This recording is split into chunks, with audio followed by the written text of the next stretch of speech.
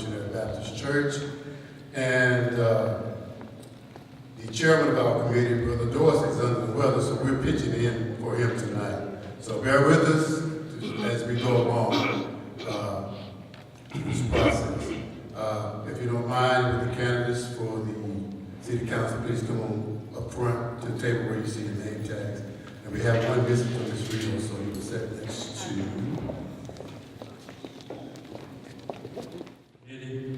These are some of the rules that we're going to go by tonight. The first one is no questions allowed between candidates. No questions related to personal issues will be considered. Only questions involving government and or city business will be acceptable.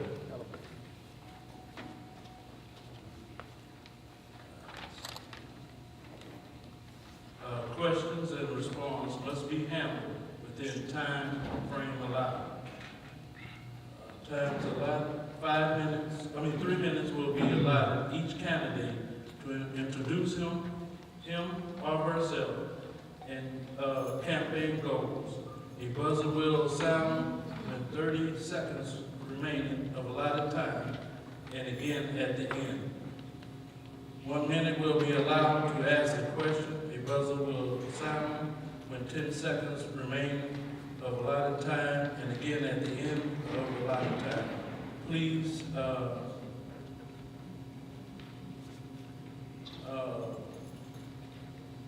no more than 3 candidates.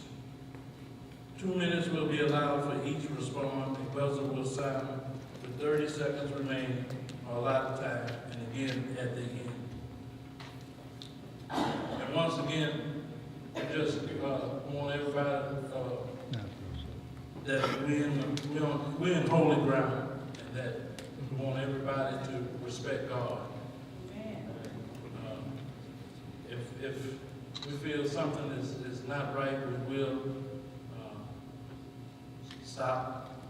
So we just want everybody to be on holy ground and just respect the house of the Lord.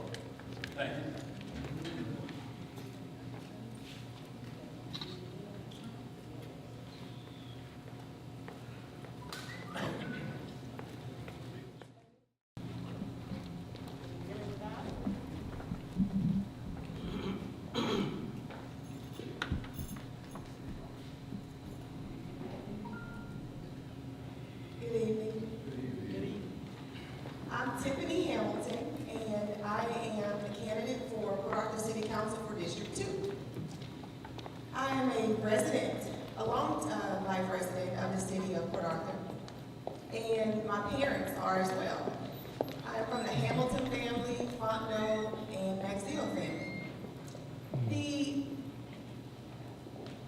My interest in this campaign is to bring new business development into the city of Port Arthur and help upgrade the current business that is already here in the city of Port Arthur.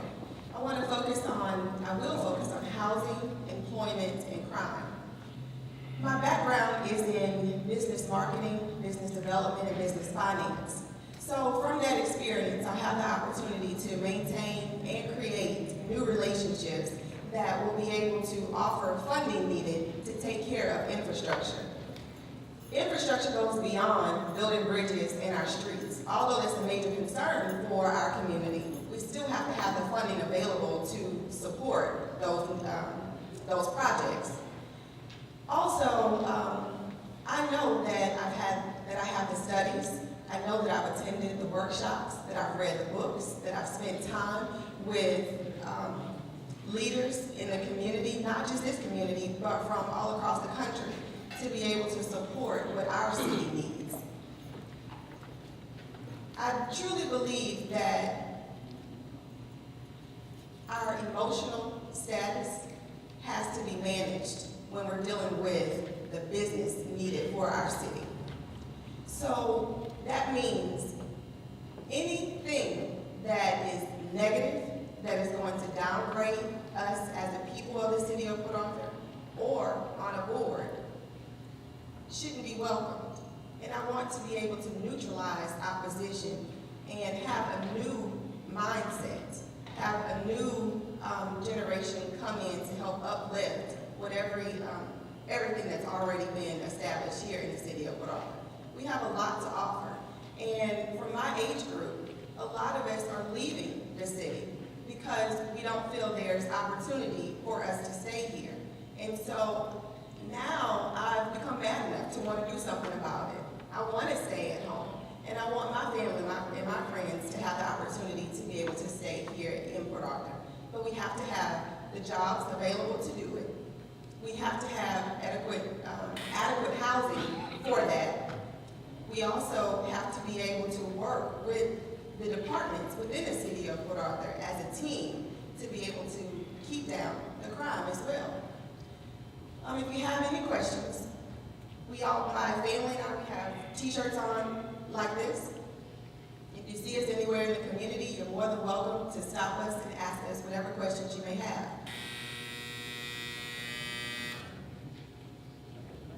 Okay, Mr. Mason. Good afternoon, and first of all, thank Pastor Como and New St. John for this opportunity to come and share with you this evening. My name is Mike Mason, retired educator, 35 years, several years in Port Arthur. Also worked 3 years for the city of Port Arthur, and I'm running for position 1 for the city council. There are several things that I do and want to focus on, and if I can read them to make sure that I have them correctly, then I certainly will. My purpose for actually running for city council is to facilitate communication with the external public in some organized way. And what that means is if there's a need to have neighborhood meetings, neighborhood organizations, and that's a way to get the information out. Many people don't take the Port Arthur news, and some do not see the minutes or follow information on the internet, and that's one way of getting the external information out. Want to enhance their chances of receiving better public services, and again, that's part of communication. Minimize criticism and learning the values and priorities of the community. The only way that you can learn the values of the community is to get out and visit with the community members and also be active, not just a once a time that you see the council person or whomever it is, but daily be out there active with them. I live in Port Arthur. We moved here, my family moved here in 1978. We've been here all of our lives. My wife retired from PISD after 31 years of service, so this is our home. Some of my objectives and some of my goals are to make certain that our citizens enjoy the quality of life that they deserve.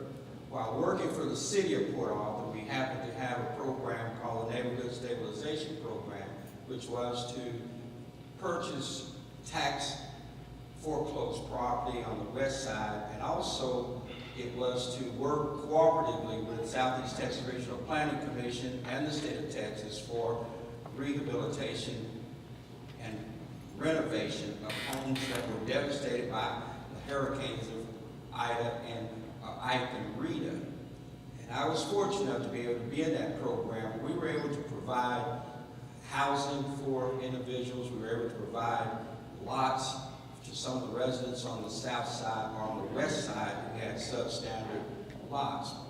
If the program had not been in place at that time, many of those citizens would not have been able to receive houses, but we were able to provide those resources for them. Is that it? Yeah. It's a quick time. Thank you. Okay, Mr. Scott. I'd like to first give honor to God and thank Reverend Como and everybody who had something to do with setting this up today for us to be here. First of all, I'd like to say that I am the councilman for District 1. 3 years ago when I decided to run for council, I decided to run because when I looked at our government, I looked at our citizens, I saw that I wanted to be the link that connected the people to city government and city government to the people. I wanted to be that link because I didn't see any connections. I saw the people here, city government here. So I decided to make a difference. I had to have a hands-on relationship with the citizens in my district. So I've been visible, I've been accessible, and I've been accountable. The position that I have, I understand what this position is about. It's not about Councilman Scott. It is about the voice of the people. I have to stand firm, and I've always stand firm on being the voice of the people. Citizens that put me in this position, I know that they can truly say that when they call upon me to do things, I was there. Now, in order to say that you have a hands-on commitment with the citizens, you have to be there. And what I've done is make sure that when the citizens had certain issues and certain concerns, they brought them to me. I brought them to city government. I discussed it with city government, brought that information back to the citizens, tried to give them guidance and direction on how to resolve the issues that they had. And that's to bring about some transparency. Now, some of the things that I feel good about accomplishing is, one of the things is, I was one of the 2 city councilors that went to Austin, Texas, with the EDC director and some of his members to help bring about passing 3 bills, 1966, 1967, and the bill of 2473. The 1966 bill is the bill that allowed EDC to spend money in the downtown area for infrastructure, for drainage and infrastructure. The 1967 bill was passed to allow training for life skills for our citizens and pre-training, to train our citizens who was unemployed, to give them training, to get them employment. And the 2473 bill is a bill that was passed to help Lamar State University to get 100 rooms, dormitory rooms built on that campus to allow students to live there. Okay, Mr. Scott, time's up. Okay, thank you. You talk. Thank you. First, give honor to God, Reverend Como, the committee for having us here tonight, and also thanking the citizens for taking time out your schedule to come and finding it important enough to find out what our platform are and to be an informed voter. My name is Kerry Thomas. I'm the councilman for position 8, which is one of the 2 at-large positions on the council. As councilman for position 8 3 years ago when I ran for council, it was because I was at work and I just realized how Port Arthur, people outside communities, they Port Arthur as a laughing stock because of the confusion on council. And as a council person, I felt that I would not go up there and embarrass the citizens of Port Arthur, the bickering and the argument. And also I wanted to get things done as far as the unemployment, as well as the infrastructure and downtown redevelopment. So I've been on council. We have placed one of the best in-lieu agreements in place, we as a council. You have to understand when you're on council, you're running for council, but it takes a majority vote. And you have to communicate and work together with other people to get things done. There's no one council member that can get anything done. We have to communicate and be able to work together as a team. And that's what I brought to the council. That's what I continue to bring to the council. I try to be level-headed at all times and also be led by the Holy Spirit as far as my vote. As position 8 council person, you represent the whole city. I can't represent just one district. We represent every race and ethnic group within the city. And that's what I have tried to do while on council.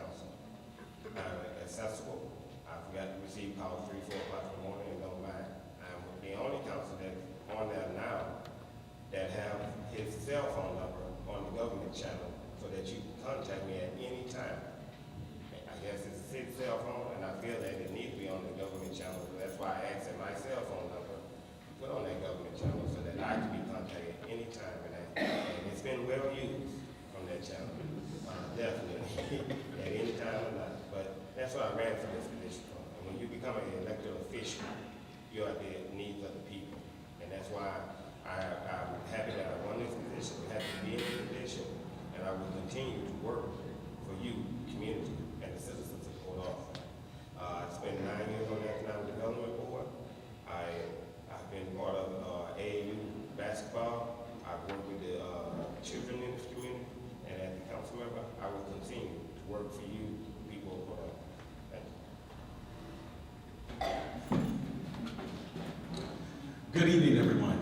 My name is Councilman Derek Freeman. I've been your at-large city councilman for the past 3 years. And let me first say it's been such an honor to serve you over that time. It's only 3 minutes, so I wanted to get to a few things that we've done. The first thing that I'm most proud of that we've done as a city councilman for over the past 3 years, with 1/3 of our tax base coming from the refineries. A lot of us got up here 3 years ago, talked about how we were going to get rough on the refineries and make sure that they paid their due. Well, I'm happy to say that I led that effort. I led the fight for the first time in the city's history. The city of Port Arthur, the refineries were here way before the city was here. We have an actual agreement that puts Port Arthur citizens, not locals, Port Arthur citizens attached to the discounts that some of these refineries get. That's something awesome. Now, was it the home run that I wanted? Nah, but I'll take a double. And we'll work around to that RBI. Because I realize that I'm working with other people up here. And one thing I want you to know about Derek Freeman, that I've always been able to put the personal stuff aside. No matter how many times people kick me in the teeth, I still get back up and I'm smiling.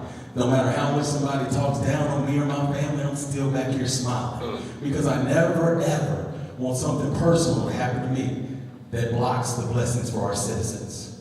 Never. And I think that's what a citizen or a leader is all about. A leader is someone who can take the beating from someone and get up and help that person. That's the test. So not only have I been working with other council members throughout these 3 years, but we've done things, initiated things. So then some transparency, some accountability. One thing that we started was the Coffee with the Councilman. We come here to Sortino's and I open it up to as many citizens as possible. I'll let you write down any question that you have, something like we'll do tonight, and I answer that. Again, to bring that connection, the transparency, the accountability that we've been missing here in the city of Port Arthur. We've done a lot of other different things. Through knowledge of technology, I've saved the city's tens of thousands of dollars. Before I got on council, for us to play back on the internet, you had to have certain PCs or certain Macs. Once I got on, I not argued, but we had a respectable debate with the people who provide our services.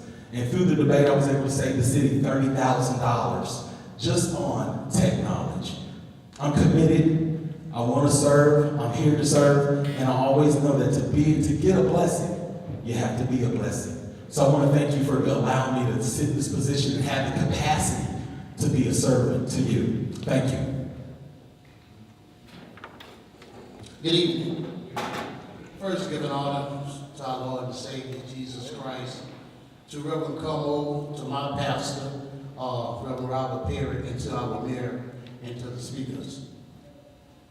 My name is Reginald Tran. I'm the new kid on the block, as some folks would say. But it's two things that my dad always taught me. First of all, he taught me that I couldn't beat God in giving. And the second thing, if I see wrong, and I know it's wrong, and I do nothing about it, then I'm a part of that problem. I'm running to you today because we could all sit here and talk about the streets. We already know they're ragged. We could all talk about the infrastructure. We could always talk about all the water that we are losing after we treat it. We could talk about the sewer. When it rains, my wife can't wash clothes because it backs up in the house. A lot of things is wrong for the city. I'm not saying us on this panel to fix it all in one day, but I'm the fighter. I've proven it. The people that know me know that I talk the talk and walk the walk. I'm I'm running for position 7 today because I feel as though there's a need for a change. And the reason why I feel there's a need for a change because each and every one of you that came out here today is dissatisfied with something. Because if you wouldn't be here. Everything was going peachy. It's not going that way. And I've been living in Port Arthur, Texas for 56 years. This is my home. I am the oldest son of the legend, Reverend Dr. Arthur Train. And he taught me morals, but he also taught me people skills. Sure, I'm not on the council. I'm quite sure this council here, before they got on here, they didn't have the experience neither. But I'm a hard worker. I'm a businessman. I'm a 30-something degree Mason. I've also taught Little League football. And I'm in the community all the time. I'm a talkative person, but I'm also a person with action. Today I ask your vote on May the 10th to come out and let's make a change for the city of Port Arthur. Thank you.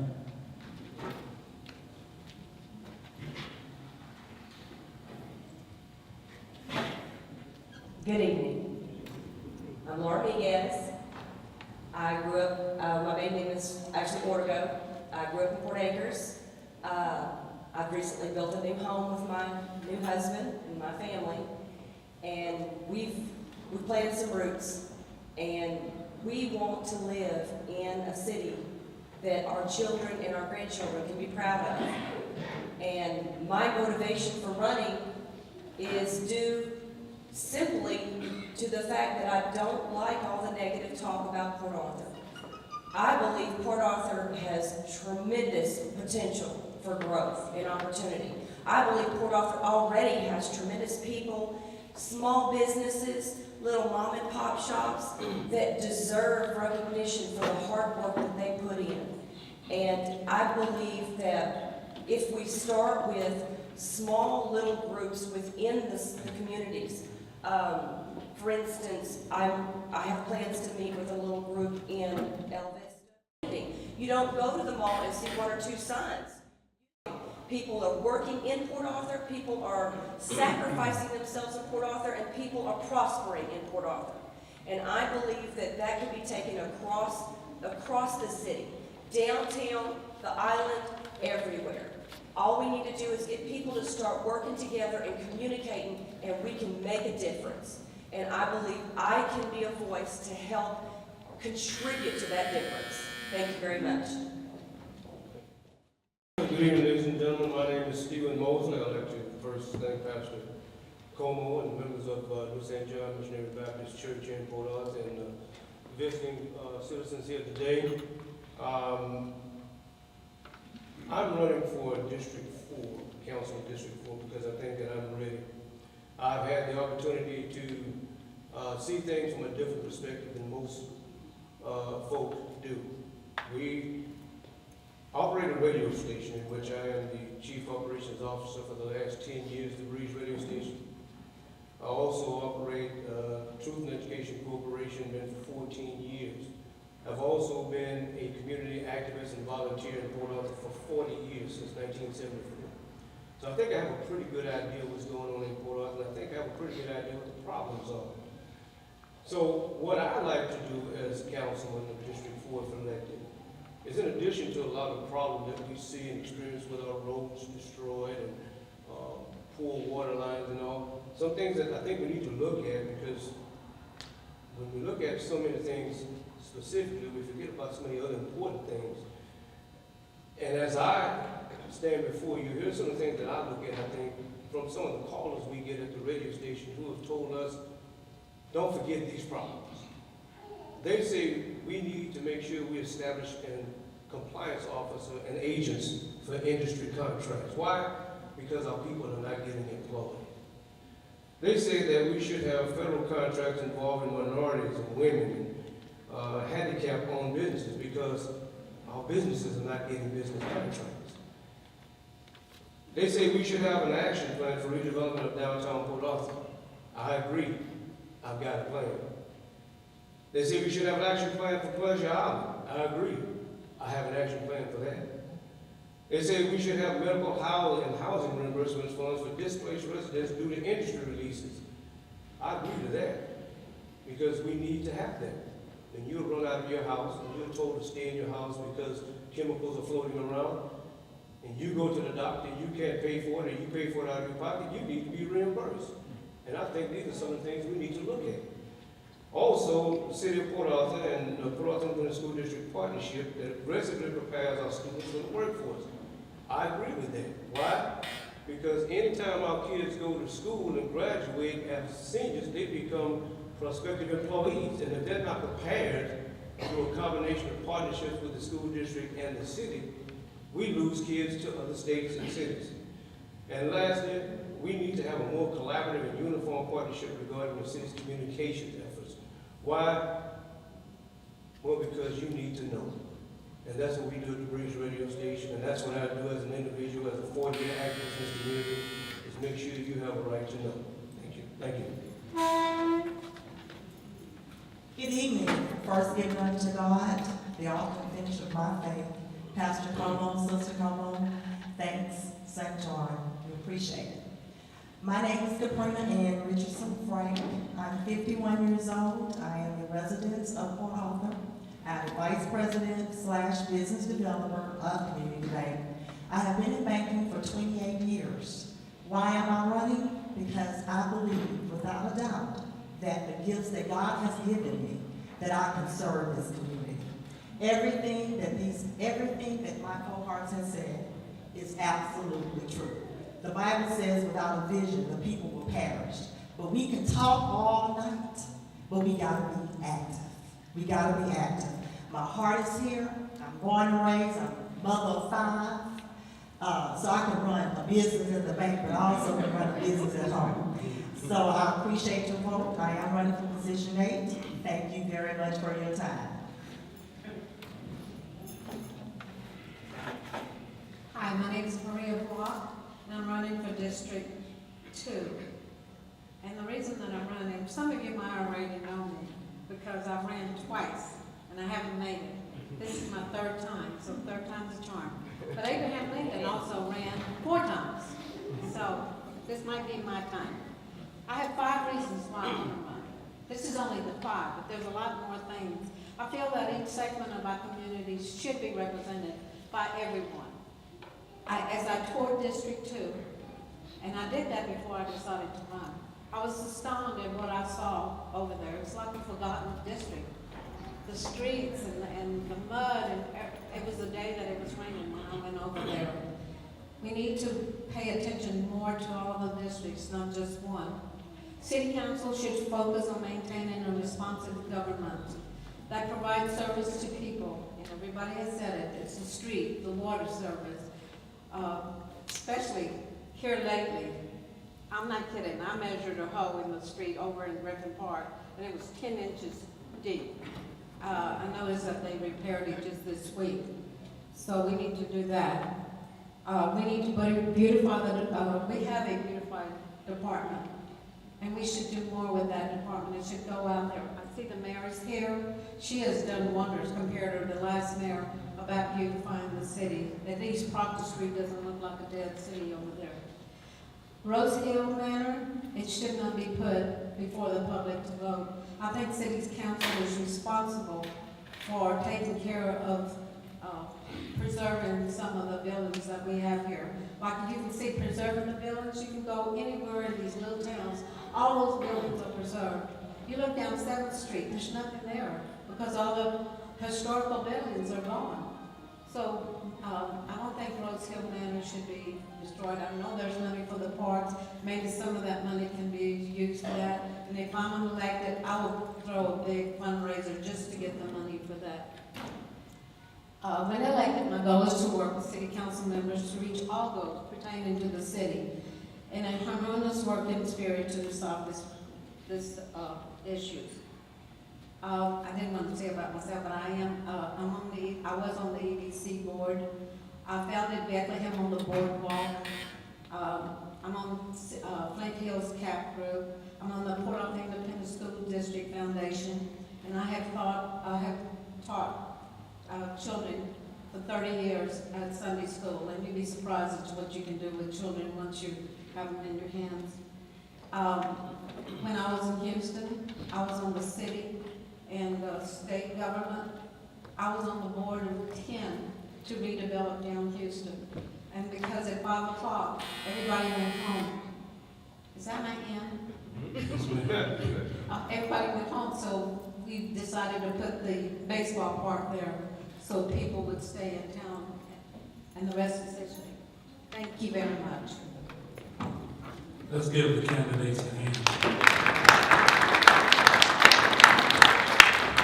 I want to thank the candidates for introducing themselves and giving us their goals. Now we'll give the community a chance to ask questions. Oh, I'm sorry.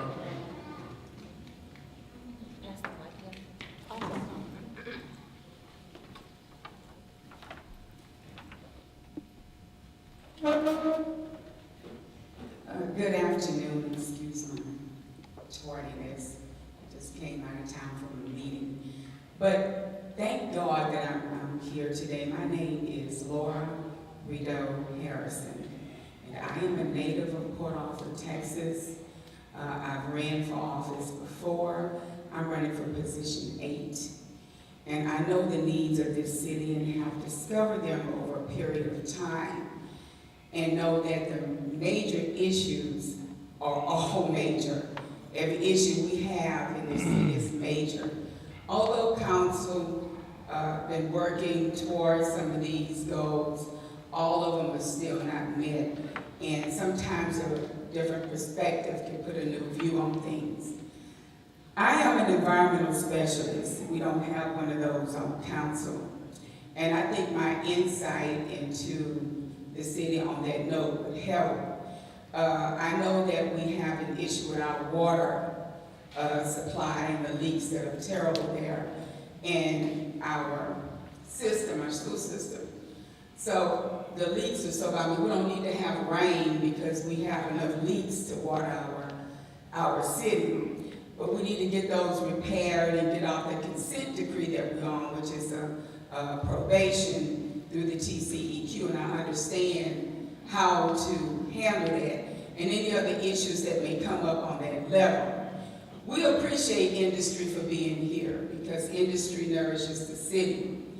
Although we're not seeing the jobs taken here by our local people, we have to work towards getting that done. And these companies have promised that they would do that under the abatement. They made that promise. But we have to follow through. We can't just say, okay, we believe that you're going to do that. We have to follow through and be sure that they are doing that. Not only individuals, but even contractors here locally. We need to get all our people employed. We need to come out of low-income status or low-income city status, and we need to raise our city up. Recreational Pleasure Island, recreational pier within the city, other businesses coming in too, building our downtown area. All these things enhance the city and make it grow from the place of lower income city to just an income city that it was at one time, even better than that. Because I know we can do even better than we were before because we have the resources. So I'm here to help the city to grow where it needs to be and help the council to do that. Also for us to work together as a unit and not separate, not in bickering, not in indecision, but come together and make decisions of what is best for the citizens of Port Arthur. Thank you, and I appreciate it. Once again, we want to thank the candidates for introducing themselves and also their goals. Now what we're going to do, we're going to let the community ask the questions. Once again, you'll have a minute to ask the question, and they'll have 2 minutes to respond. Questions, and just, remember we're in the house of the Lord. So anybody that want to ask a question, just raise your hand and we'll have someone come over there with the mic.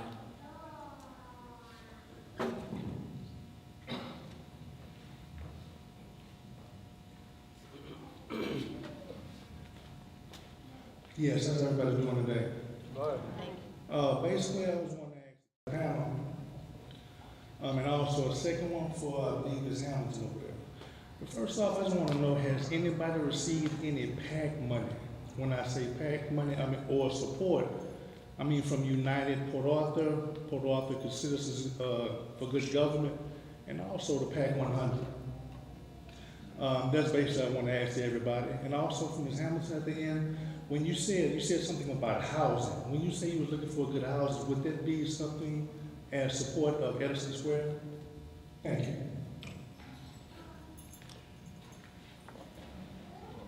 I guess I'll start first, and I can answer your question as far as the PAC money. I have not received any contribution from the PAC in this last election, and I haven't received none as of yet now. Yet I have not received anything, but I'd be more than happy to, for anyone here that wants to donate to my campaign, I'll give you the address, I'll be in the back. Thank you. And or support, I'm sorry. Well, I guess being doing on the block, nobody ever gave me anything, so no, I haven't received anything in that area. No, I'm right there with them. I haven't received anything yet. We're just getting started. Right now, I'm trying to introduce myself, get my name out there, get people to understand where I'm at, where I'm from, and where I want to go. So no, I'm not yet.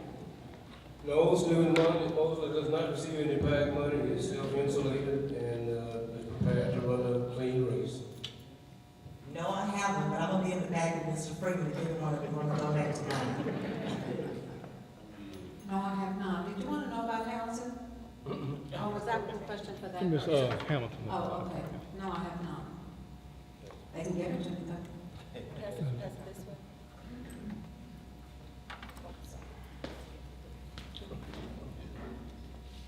No. No, I have not received any money also. I have not received any money from any PAC. We've had fundraisers, we're a grassroots organization, our steering committee. First question, no, I have not received any funding as of yet. However, I am open and willing to accept funding from PAC, and I'm also willing to accept support from PAC. For those organizations that I know of, several of them have not had the opportunity to sit down and speak with all of the candidates yet, so they have not yet offered support in funding. That's for several different organizations. Regarding housing, I'm speaking of housing regarding new development in the city that would include opportunities such as Edison Square. However, without all of the facts, specifically what you're asking me about for Edison Square, without all of the facts, I can't be for or against it. So I'm not sure.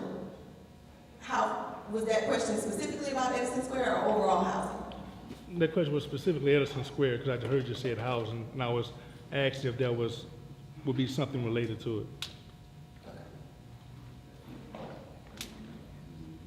Anyone else have any questions?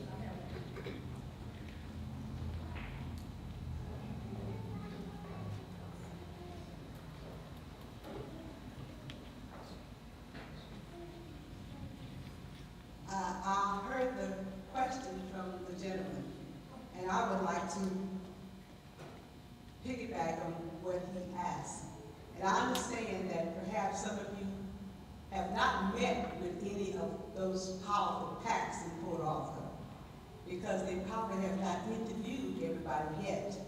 But I would like to ask an additional question, that if by chance that any of those powerful PACs would call you and would tell you that they would want to endorse you and give you money, will you accept it? No, I didn't say yes. I said no. I would like to hear from everyone. Give me the mic. Oh, can you hear me? You can't hear me? To answer your question again, I'll reiterate, I did state that I am open to funding and support from the PAC organization. I'm not sure of the powers that be that you're speaking of, but if they are in support of what I'm working on, and we can work together as a team to get it done, not only from a PAC organization, but others, I will be open. I believe I've not been offered any support. I've not been contacted about any endorsement. But if it is a PAC or any organization that makes up the community, and they have the same vision that you have, then that only makes the vision stronger, provided it's a positive vision and provided it's for the benefit of the community. But certainly I will listen and look, because our grassroots organization, we're having fundraisers, we're asking for donations, and money is difficult. It's difficult to get at this particular point. We're not privileged to have an individual to financially support us. So we're asking individuals that we know for their support. So you would accept it, right? Well, I would, let me say if I would accept it. I'm not going to accept anything for the wrong reason. Okay. Well, with my campaign, Mr. Grassroots, I have not received any money from the PAC, any super PAC, and I'm going to continue working my campaign the way I've been going. That is among the citizens and myself. So I would not be receiving any money from any major big PAC.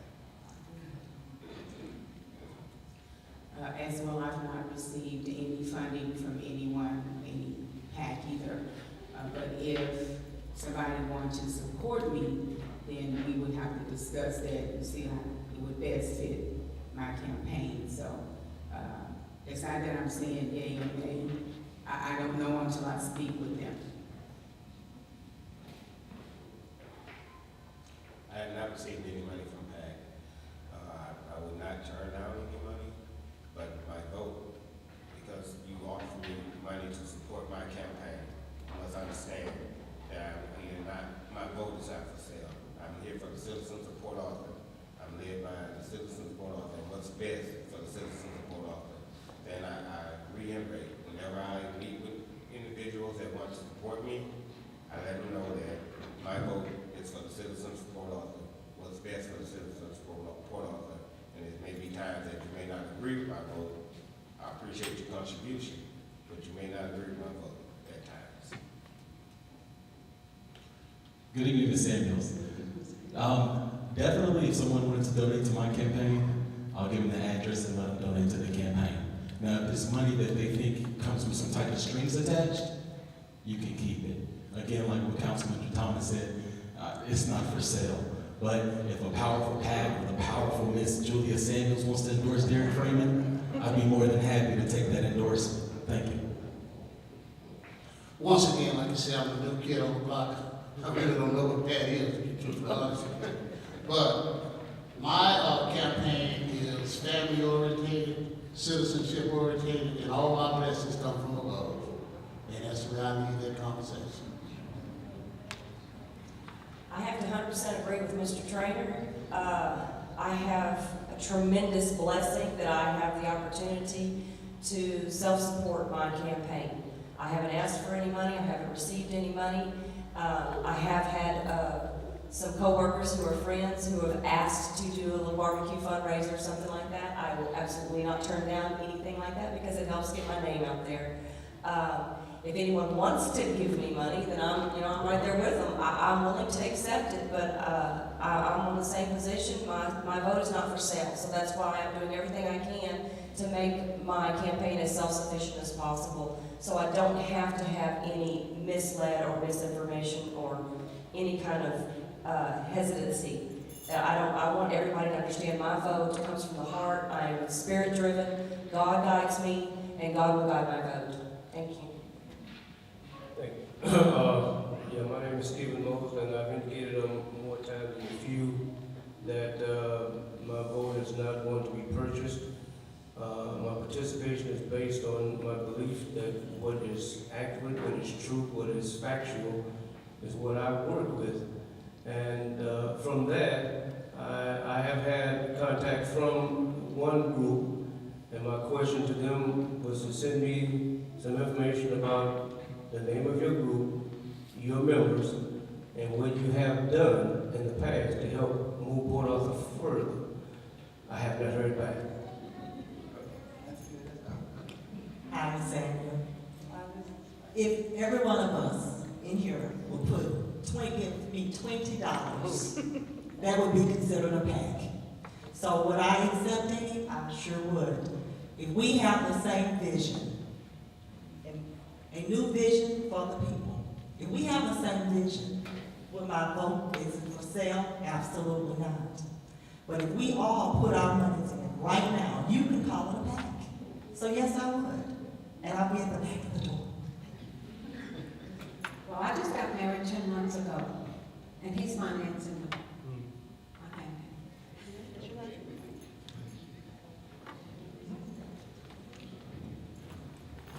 Do we have any more questions?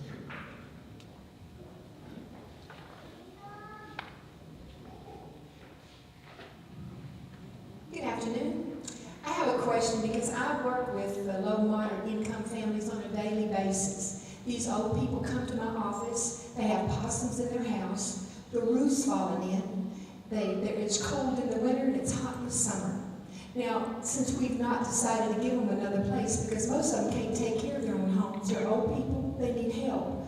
And their children don't do it or can't do it, so I'm asking if you're saying no Edison place for them to be, do you have an alternative? Have you thought about that's the key where my heart is. If we say no there, do we have something else, a solution? Because that's what we keep doing. It seems like when I watch on TV, because I watch on TV, it looks like it's just not, we're not doing it, but no solution. I'm telling you, we have so many old people that makes me so sad in my heart. It's not only old people that need our help.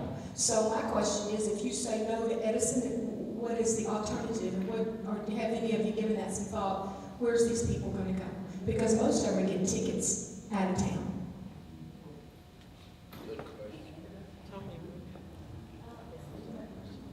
We'll just get started. I haven't said no to anything. I'm brand new, I'm fresh, I'm learning, I'm willing to listen. I believe everybody should have an opportunity for help, and especially if it gives them the opportunity to stay home, to stay in the community, to stay here, then I'm for that. I'm one to listen to the facts and try to make an educated decision based on my spiritual drive. I don't make decisions on emotion, and I don't make them on personal relationships. Good evening. Some reason I knew that question would come up tonight. Let me explain something first. Edison Project. You need to know all the ins and outs before you come to say that no one wanted people to live on Edison. First of all, it didn't go exactly like they wanted it to go because for different reasons. We didn't want low-income houses there. We didn't want commercial there. The houses that was going to go up there was not going to be rental property or the tenants couldn't even own it. So therefore, it would definitely become commercial. We have no problem for them putting houses for older folks or whoever, as long as they're able to buy and become citizens of Port Arthur. But the way they want to do it was put it in there and tax everybody, but nobody there would be paying any taxes. And they couldn't even own that property. So we need to really look into that before we start criticizing that we didn't want Edison Square. There's a lot of people here no reason why Edison Square didn't go. So it's not just because the citizens that lived in that area didn't want it there. It had to be a reason. We're all citizens of Port Arthur, whether we old or young, but it's in decency and order. You just can't push stuff on people. And after this here, if you want to sit and talk with me, we can talk about it, and I can explain to you in more detail, okay? Thank you. Well, as far as the housing goes with me, I was one of the council members that voted for the project. I was there from the beginning. I went to New Orleans, saw the numerous things that they were doing positive in their area. So I was sold on it. When we went to New Orleans and through the things with our older citizens, our seasoned citizens, that's what I like to call them. when our citizens said we needed something for them. One thing that I did wanted to put out there, the $10 million that we were getting, the money for this Edison Square was coming from the feds. And for us to get from the feds, we had to do some type of development where it wouldn't displace our elderly folks, our seasoned citizens. We couldn't put them out there in a pasture somewhere where they couldn't get to a grocery store, or couldn't get to a hospital, couldn't get to the pharmacy, couldn't get to the senior citizen home that's right across the street from the Edison Square. So there was things that were involved that we looked for different sites. I'm gonna try to answer your question since we really haven't got an answer on it, but so we looked at different sites, and I was always about coming up with a solution. That was a solution, but nobody that was opposing the solution that we had at the time had an alternative. So now we're stuck with it being up in the air, our seasoned citizens not knowing where they're gonna be going, and the $10 million that we're getting from the feds up in the air. And this is hurricane disaster recovery funds. We don't get hurricanes every year, and I'm not praying for another hurricane. Hopefully no one else in here is either. So the $10 million that we were getting, there was a lot of other things that were coming along with it for us to use that money in the city of Port Arthur. So when you talk about did we have some type of other solution for it, my solution was Edison Square. And I thought it was something positive for the citizens. It was gonna be an investment that we needed. Thank you. I was one of the council members and also supported Edison Square. We often talk about we never bring anything new south of 73. I've seen that as an opportunity to bring new infrastructure down south of 73. As Councilman Freeman talked about, as well, we're going to bring it in funding from the federal government. I supported that Edison Square on those bases. You know, I also toured the facilities over in New Orleans, and when you talk about immaculate, it would raise the taxes in that neighborhood up tremendously. And you would have just been there to see what we saw when we went to New Orleans. I'm fairly new to this information as well, but I do have some knowledge of it. We have to reconsider, first of all, this is Port Arthur, and I can appreciate anybody going somewhere else and trying to get some views of another city, but it may not be conducive to where we are, it may not work where you are. In addition to that, I understand that HEB right there will be closing, and they're gonna build a super HEB closer at Jefferson and Guthrie. So that won't be there.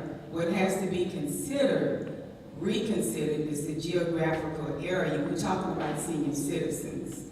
So that's one thing that needs to be reconsidered as for putting that plaza right there, because that may not be beneficial for those people living in that area if they're shutting all that stuff down right there. So that I'm not in disagreement of them having somewhere to stay. Of course they need somewhere to stay, but they need to have somewhere to stay that everybody or an average can be agreeable on. I did read the papers, and I do understand that people in the area was not receptive of the complex being there. I can understand that, and everybody sitting here can certainly understand why they were at that place. But as well, we can't just think about what we want. We have to think about the whole picture was best for all the citizens. Because we talking a grocery store, that grocery store will no longer be there. It's temporarily there. It will be shut down. So there's more things to consider. Thank you. Well, my take on this, first of all, I'd like to say, this position as a councilman, I represent the constituents that's in that district.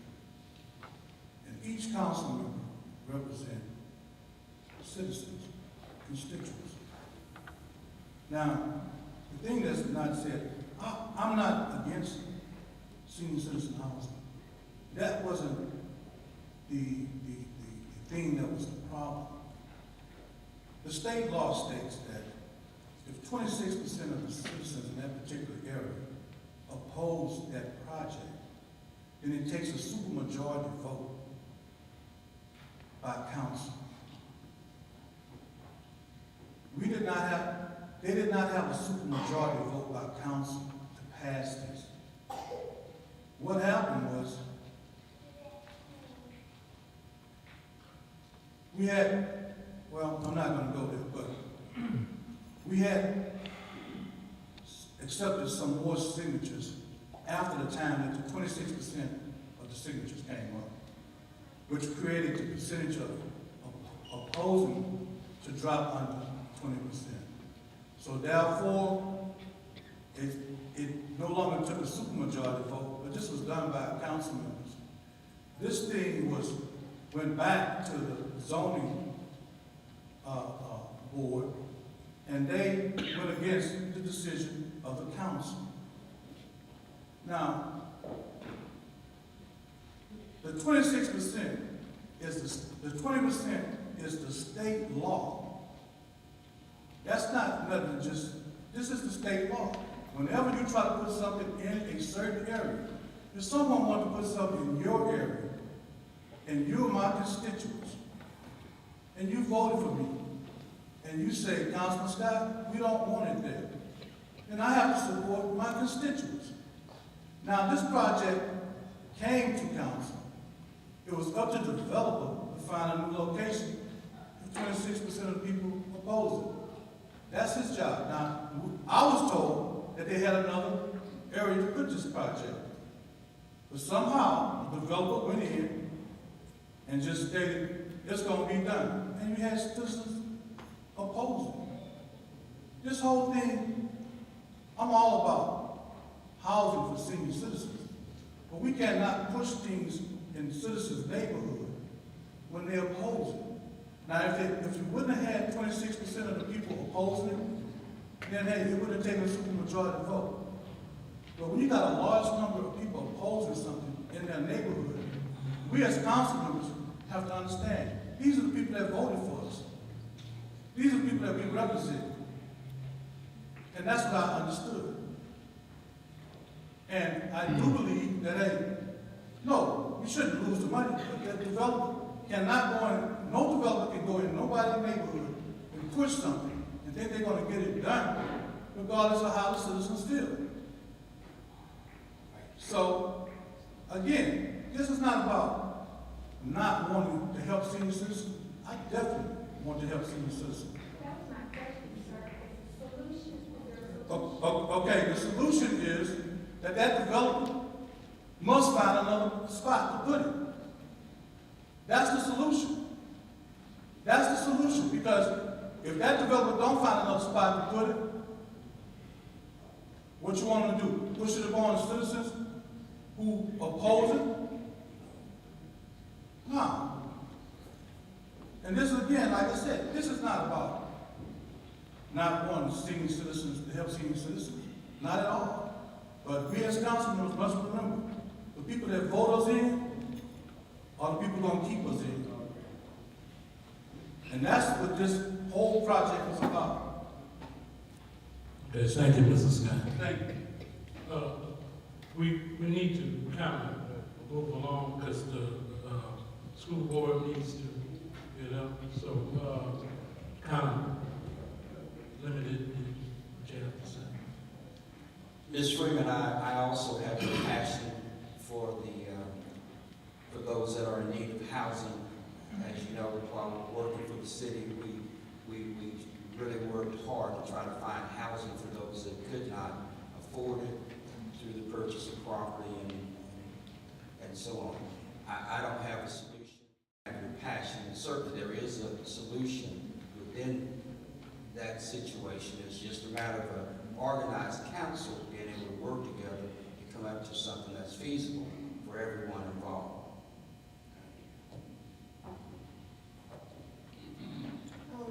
One of the first things that we would need to do is be good stewards of the funding that's been offered to us by the federal government. And part of being a good steward of the funding that's offered to us is updating the comprehensive plan that we currently have with the city, within the city of Port Arthur, that hasn't been updated for years and years. So as a part of that comprehensive plan, we will have to get into the nitty-gritty of the planning and zoning that is offered to our city. With the planning and zoning, then that leads to what type of housing we actually develop within our city.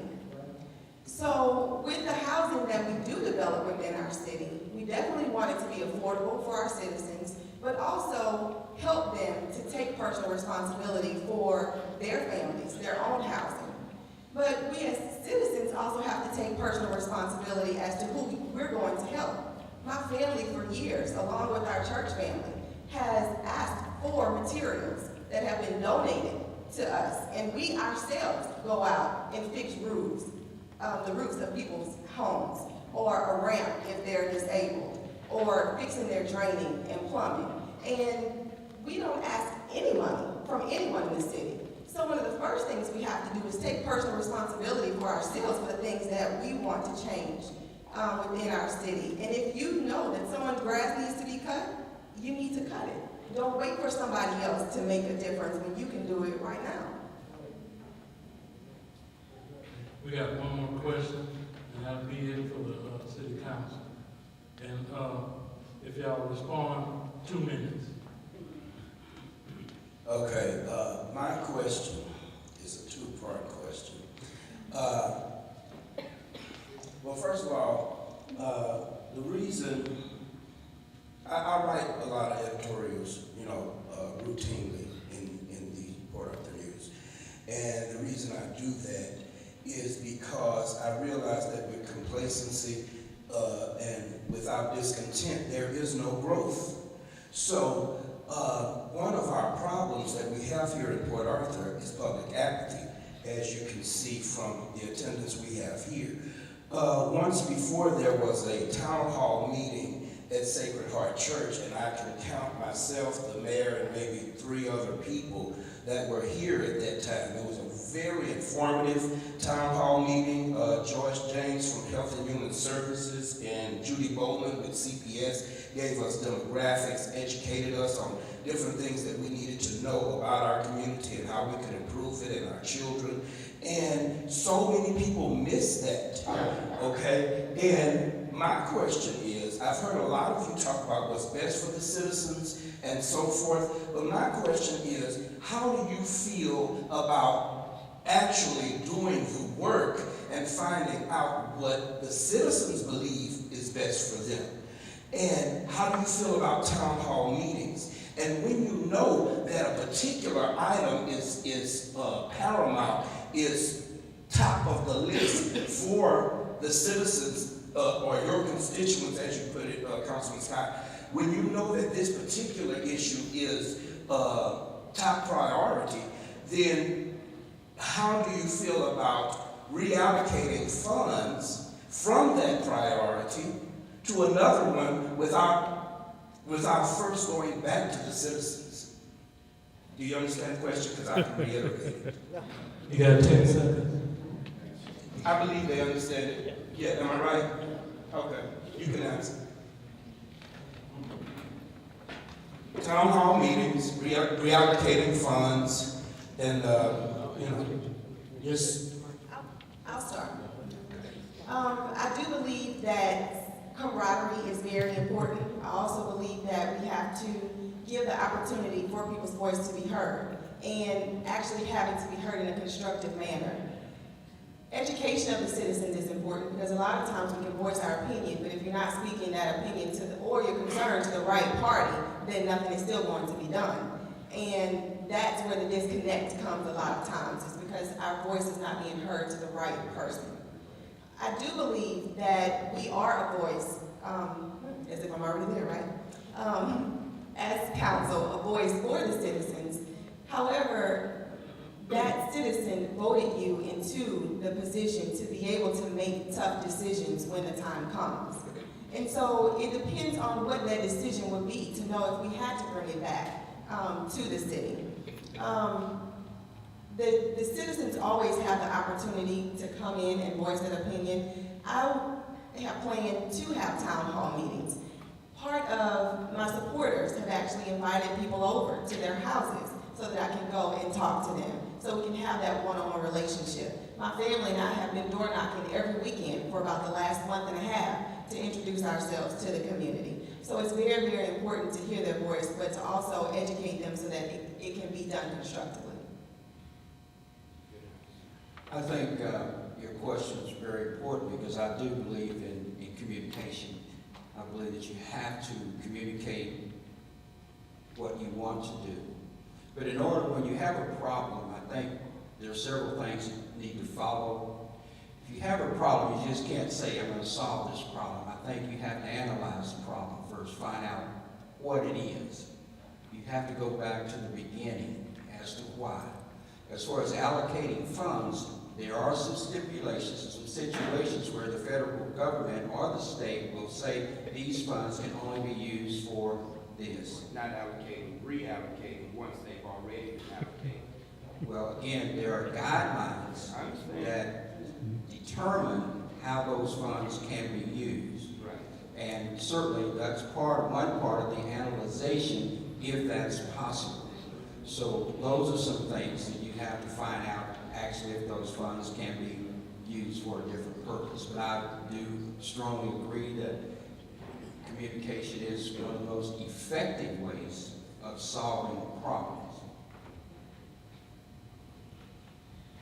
I too agree with you, Mr. Anthony, that town hall meetings is good, and I've had a hands-on relationship with citizens, talking and discussing about certain issues that they have in the community. I do also understand about the allocation of funds. Again, it basically depends on what funds is available, if it's federal, state, or whatever. But in order to resolve that, we have to come together as a group, citizens and council members, to try to come up with what we can do to resolve that problem, so what action we can take. If we can't get those funds allocated, then what route can we go about to get other funds? So I really believe that it's communication with the citizens, and a hands-on communication with the citizens, and I've been doing that in my district. I too believe in communicating with the citizens. If you're taking that position, then you have to serve the people, but they deserve to know what's going on, and they certainly deserve to be heard. If they have something to say, or they disagree with something, they don't understand anything, then we as council members have to make that extra mile and stop saying, because our biggest thing we say is, I don't have time. But we have to make time. We took this position, we took the job, so we have to do the work. If the people want a meeting, if they don't want a meeting, it's up to us to pull one together. We make the time, we find the place, we publicize where, we on Facebook, we everywhere. So we can post this information somewhere, newspaper, televised somewhere, and let people know we're having this meeting and we want to hear what you have to say. And we want you to work with us to get it done. As far as funds, the allocation of funds will always specifically for one thing, and reallocating, you have to refer back to what they were allocated for. If there's a change, then you have to go back to the people that gave you the funding before you just can't make a change. You gotta get permission for that. Okay, so I agree with everything you said, Mr. McDaniel. Thank you. I agree with town hall meetings, talking with the citizens and listening to their concerns. That's a great avenue to use to connect with the citizens and also listen to their concerns. As far as reallocating funds, as long as it's legal, there's no problem with reallocating funds as long as it's funds that can be reallocated to that fund. If there are any guidelines, then we need to find a way that on other projects that we can find funds in other places. So let me be clear. You're saying it's okay despite the priority, right? No. Just clarifying. Thanks for the question, Mr. McDaniel. You were talking about accessibility, the transparency, and earlier in my introduction, I talked about the Coffee with the Councilman. The Coffee with the Councilman, you've attended a couple of those with us. We have them at Sortino's. Again, it's something where you can come, ask us questions. We have city staff on hand, we have other council members, and we have citizens to hear your concerns. But not only there, but I also go to the internet with it. There's Facebook, there's Twitter, there's Instagram. There's numerous different outlets through social media networks that you can get the word out there.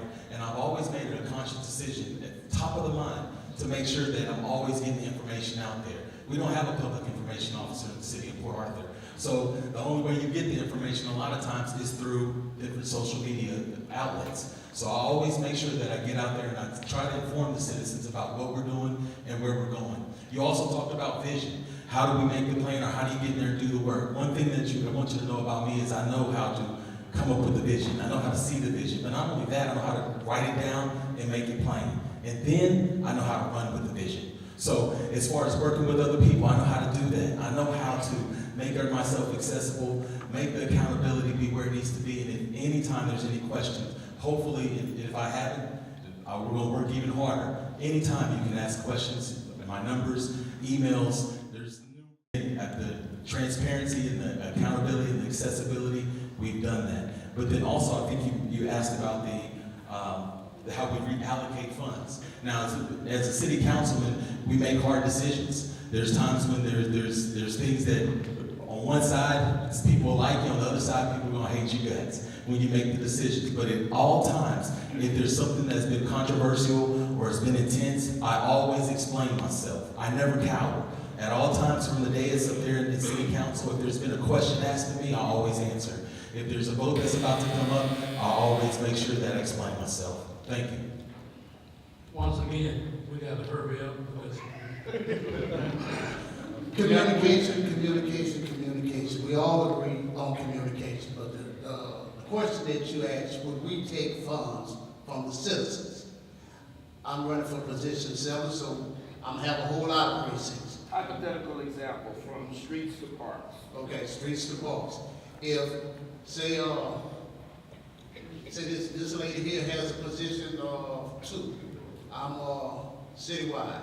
She needs my help, we can talk about it. But the citizens, I work for the citizens. You understand me? That's who I work for. That's my boss.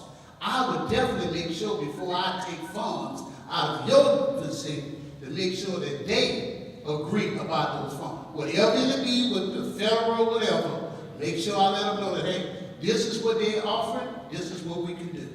Let them make the last decision, and I think when I do it that way, it'll communicate a lot better.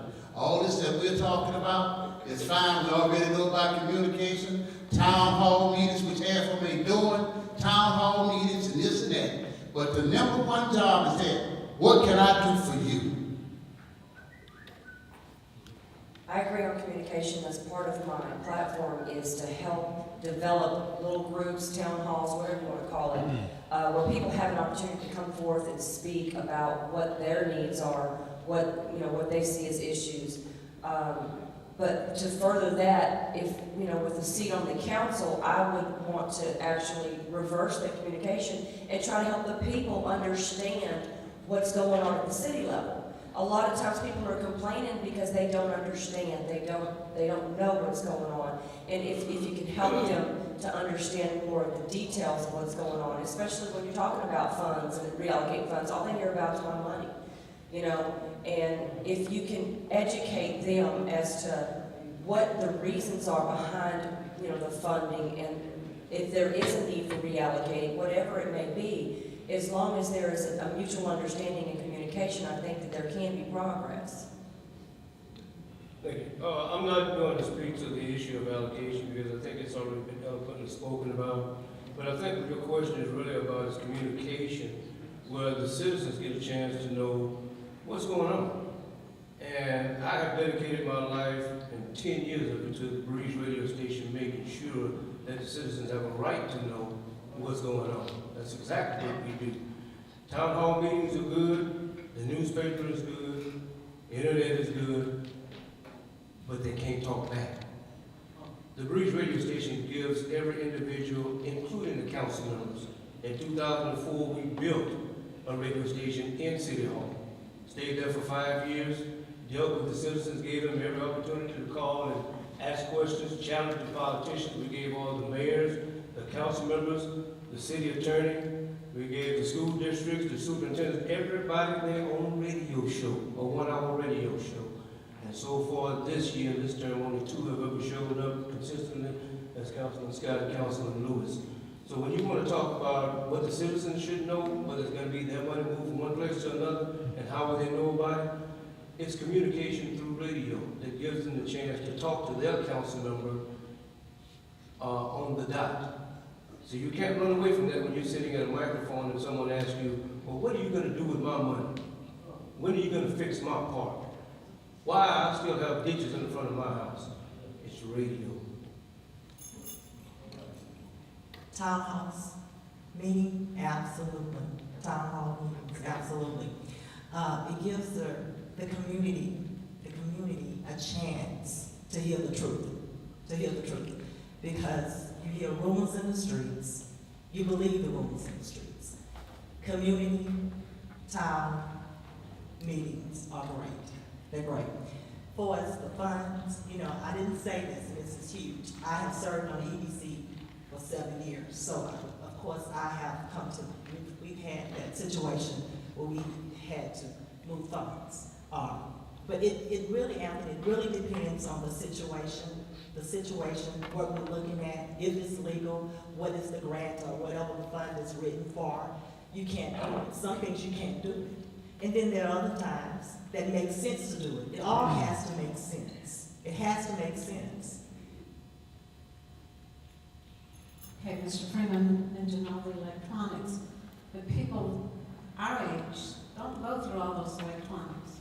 They read the paper and they watch TV and listen to the radio. So you've got to find a way to bring out the message for the town hall meetings, because you have to understand most of the people in here are not young. You can look around. We've already aged. So those are the 3 things that you need for the town hall meetings, but I absolutely believe it. Thank you very much.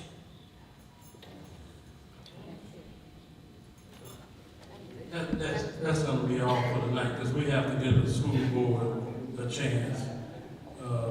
We have to be fair with them on that. We want to give the candidates for the city council applaud.